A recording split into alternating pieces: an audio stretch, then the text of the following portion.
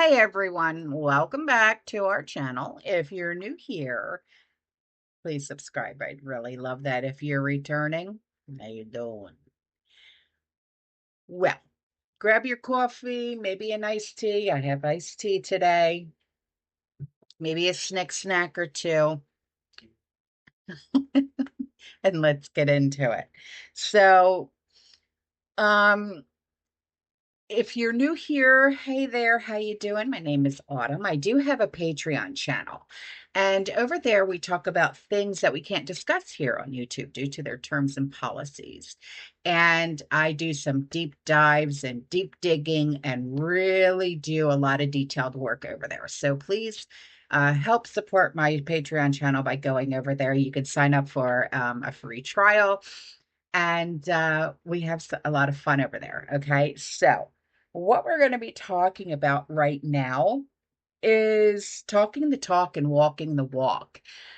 And a lot of people are coming down on Pam Bondi because she's not doing what she says that she's going to do.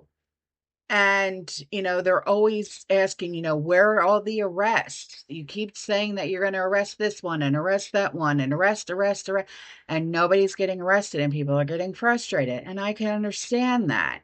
So, this is the message to Pam Bondi. If you're going to talk the talk, you should really walk the walk, Pam. Hey, Pam, don't know if you're aware, but there was a song that came out, a country song that came out in the 90s, and the chorus went, a little less talk and a lot more action, okay? Pam, let me put you on this, okay? Let me educate you, because apparently you don't really know us conservatives too well. We're not like the left side. Just because you're standing up there and you're arm in arm with freaking old Donnie does not mean that we're not going to hold you to your word. Words are cheap. You can sit up there on a news media outlet and blow smoke up everybody's butt cheeks all day long. We're not the left side. We're not just going to be like, okay, we're going to hold you to that word. So if you're sitting on the news media outlet talking about all these people, why aren't you arresting them, Pam? Why aren't you out there hitting the streets, beating the damn streets, arresting these people? Why is Jasmine out here just allowed to get out here and have explosives devices, threaten everybody, cause bodily harm to people? Because you know for a damn fact that if it was a conservative, honey, they would already swooped us up in a heartbeat and thrown us under the daggum jail. Okay? So Pam, if you're going to talk the talk, we're going to make you walk the walk. Or please exit stage left and let somebody come in that's actually going to do the daggum job, Pam. So now let's talk about prices, okay? What are the prices like in your areas for gas, eggs, groceries, whatever the case may be? Have the prices gone down or have they remained the same? Here we have maybe like a small dip in prices, but nothing that says, wow, now I can really buy more for my money. Nothing like that. Eggs have gone down significantly. I will say that. Groceries a little bit, but not that's like, Um, gas has gone down, I want to say about 20 cents a gallon. But we do have a lot of like fuel rewards that like we use through like T-Mobile, through my shopping at Kroger, and also through Sam's Club. But um we are going to start seeing gas prices go up starting June 1st because of hurricane season. Regardless of what gas prices are like everywhere else, during hurricane season, gas prices always go up at least 30 to 50 cents a gallon. So I was just wondering what gas prices and egg prices and grocery prices are like in your area. I watched a certain newscast over the weekend, and a congressman, Democrat congressman, said, well, Trump's done a lot. I agree. He's been great on the border. He's been great on the military. But, he hasn't brought prices down. That's false. Gasoline's way down. Eggs are way down. Groceries are down very substantially, but down. Almost everything's down. Now, I'd like to see interest rates come down a little bit, and you're going to see billions of dollars, even trillions of dollars coming into our country very soon in the form of tariffs, because we were abused by presidents, and frankly, in all fairness, it wasn't their expertise, but they had no idea what they were doing. So here's something for you. Elon Musk said that Doge has exposed a fraudster, and he didn't say she, he said he will be arrested as soon as today. Okay.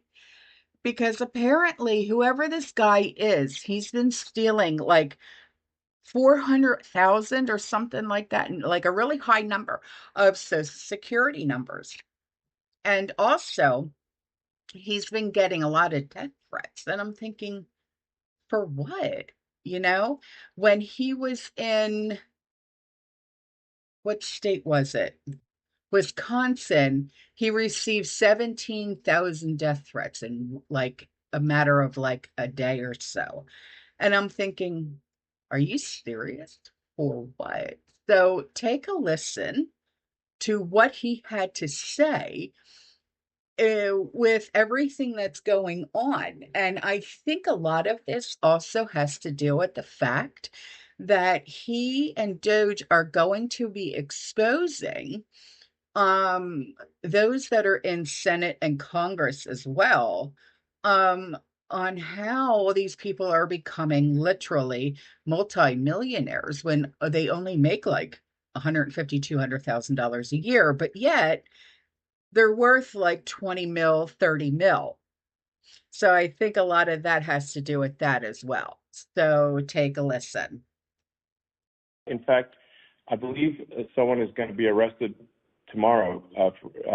This is someone who actually stole 400,000 Social Security numbers and personal information from the Social Security database, and was selling Social Security numbers and all the identification information in order for people to basically steal money from Social Security.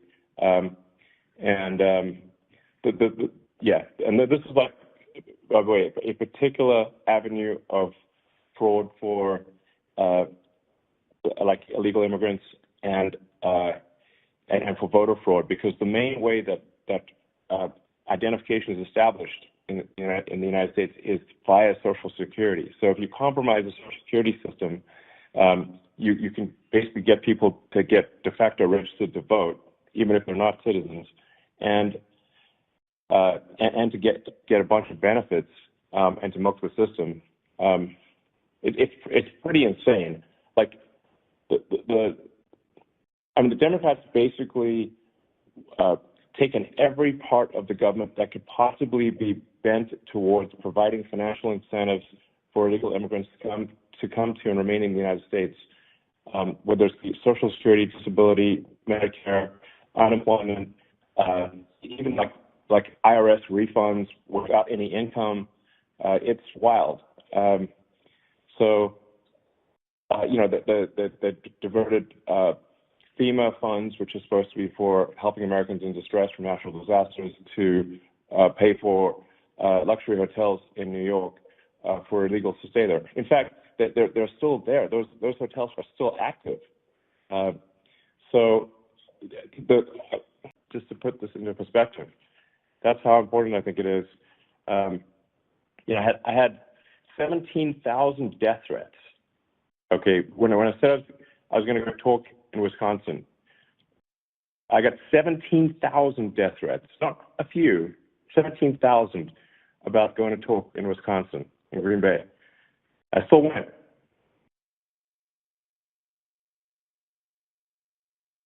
So, yeah,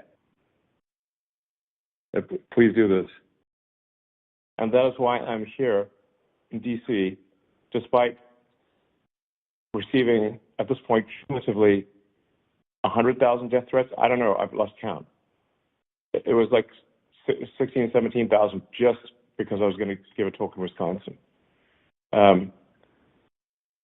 like, I think this is the future of America that's at stake here, and the future of civilization. I could very easily just be, being in a very comfortable situation and not have the death threats, and not have people trying to, these crazy, violent activists burning down Tesla cars, shooting up dealerships, intimidating Tesla owners, hanging me in effigy repeatedly. In fact, there's so many videos of them hanging me in effigy. It's ridiculous. And they're trying every possible way to smear me.